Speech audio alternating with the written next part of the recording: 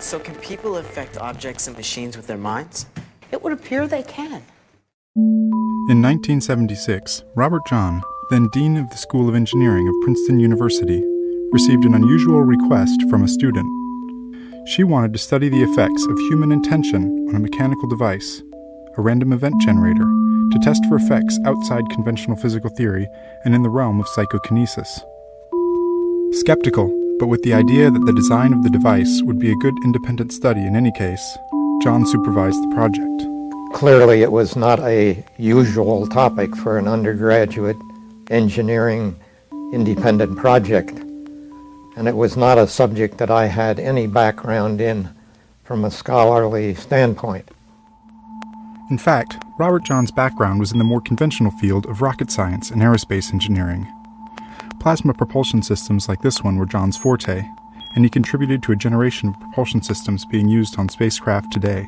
So actually what I did was gave her the challenge of convincing me over the course of a couple of months of summer effort that there was enough substance to the topic to make it viable for an undergraduate independent project. And she did that. She was serious enough about it that we could go forward. They did go forward, and 3 years later, after a student had moved on, Jahn was left pondering inexplicable data. At that point, I had to face, first of all, the possibility that there was substance to the topic, and secondly, that if one could confirm this in a more rigorous program, that it would have substantial implications for the present and future practice of high technology. And so began the Pear Laboratory and a new research interest for Jahn. This is this hip class, right? There's the lows. Nothing with the high. This is the baseline. It's the chi-square that's going to count. After hiring Brenda Dunn as lab manager in 1979, investigations began in earnest. And over many years of trials and many kinds of random devices, the Pear Lab has demonstrated, to a highly significant degree, that the human mind has a small but measurable influence on random physical systems.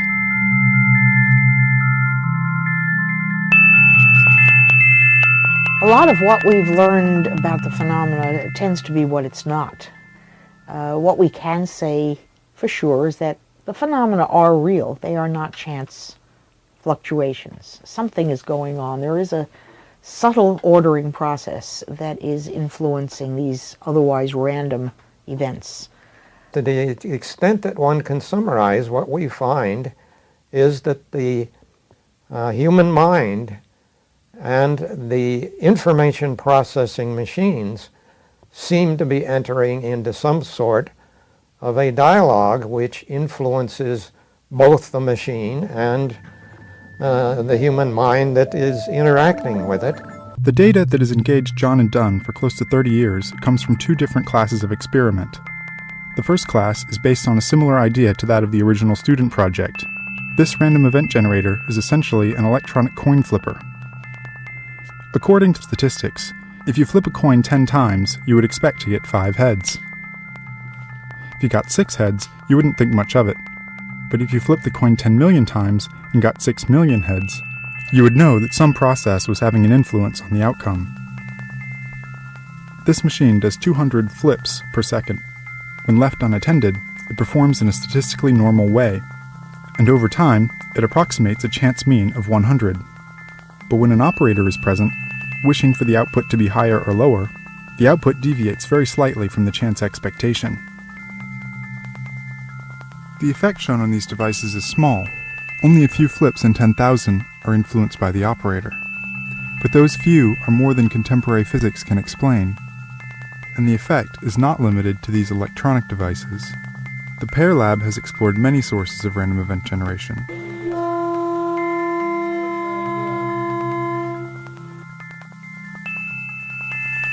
A little shift to the right. So all of our devices share the features that they are based on some form of random physical process as their source. They are capable of calibration and in most cases they're capable of a theoretical expectation.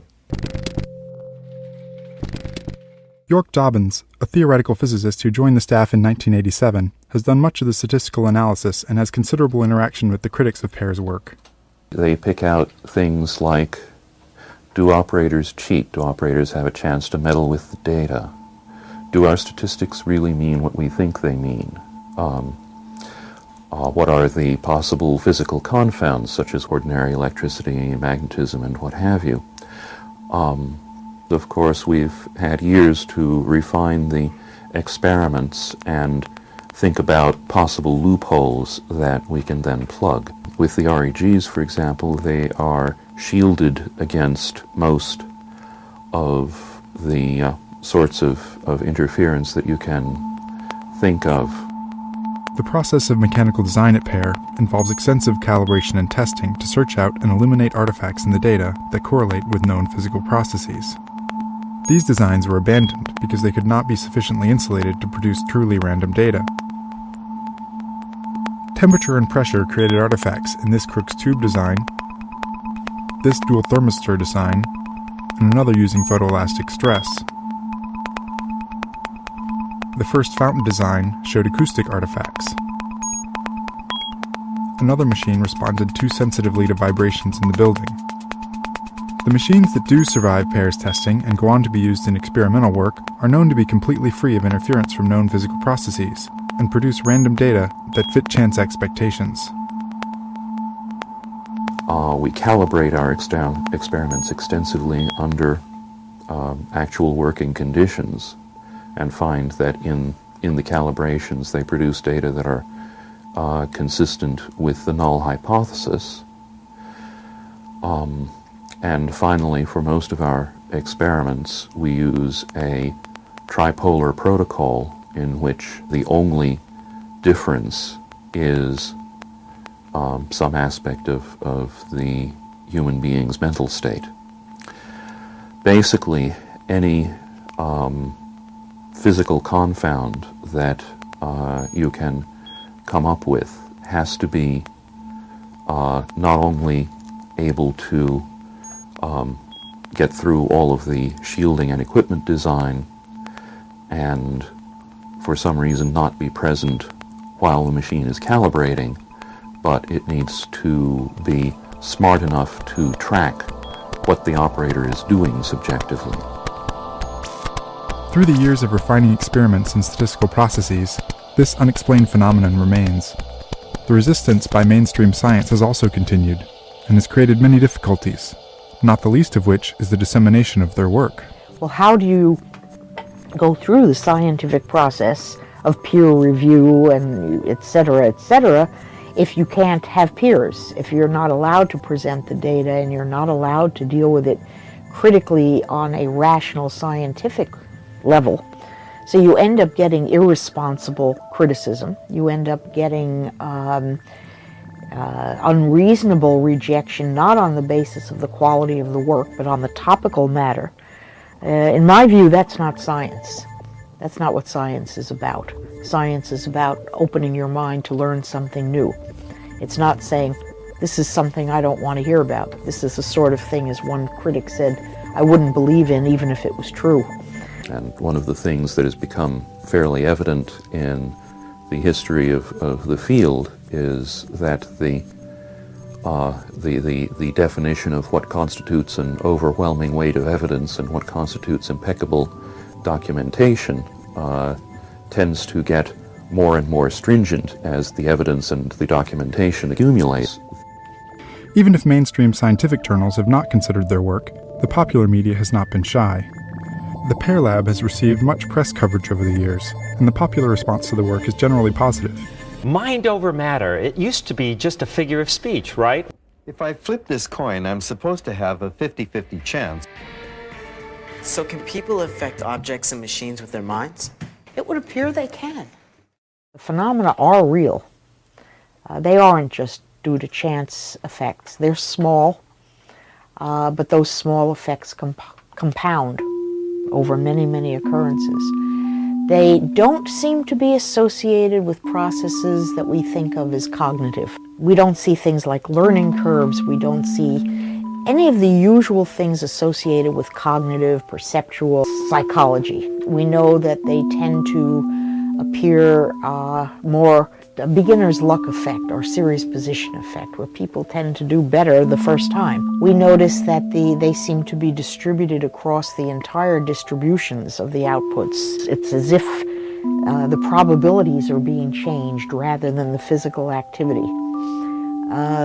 We've seen these cooperator effects where people of opposite sex, and especially people of opposite sex who are bonded couples, are resonant with each other, tend to get stronger effects than individuals. The field reg data have shown us that we get effects when we're in groups of people in environments where there are a lot of people who are on the same wavelength. We have seen gender differences. Males and females, on average, produce different characteristics in their data. They are independent of distance and time. All of these things, of course, are challenging any attempts to model them, because these things just don't fit with our prevailing understanding of the way the world works. Compounding the results across all of our experiments, all of the time we've been operating, you then come out saying that the results you find in this composite database are unlikely by chance to better than 1 part in 10 to the 12th. That's 1 part in a trillion. This is far more stringent than any science experiment I'm aware of requires for its validation. The physical theories need to be expanded for their purposes.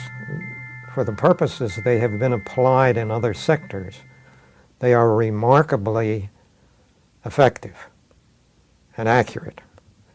But in situations such as we're dealing with here, where we are exploring interactions between the human mind and random physical processes, they lack several important ingredients. Whether or not the ultimate theories of these phenomena will follow in a strictly Bayesian format, I honestly don't know. But I do know that we cannot expect the sort of rigid causal determinism replication that has ennobled much of our science in other areas. To find out how this phenomenon works is a puzzle that will remain long after the Pear Lab is gone. Pear's theoretical models are only the beginning of the search. So much of Pear's effort has been toward trying to demonstrate, trying to convince, trying to make the case that the phenomena are real.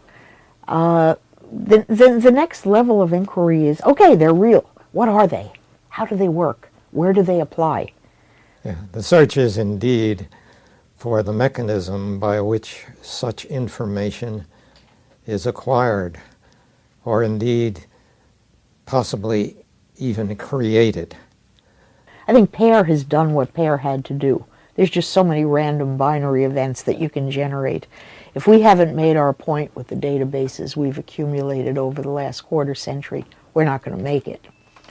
But to take it further, to talk about the implications and how that may affect other fields, that's for the next generation to do. These experiments, technically speaking, are not difficult. The phenomena, conceptually speaking, are extraordinarily difficult.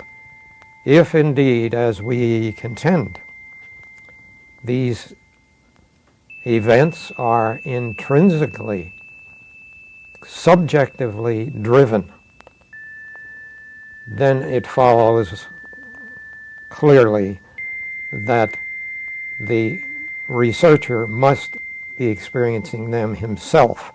So don't take our word for it, don't take others' words for it, go off and try it yourself and come to your own conclusions based on your own experience.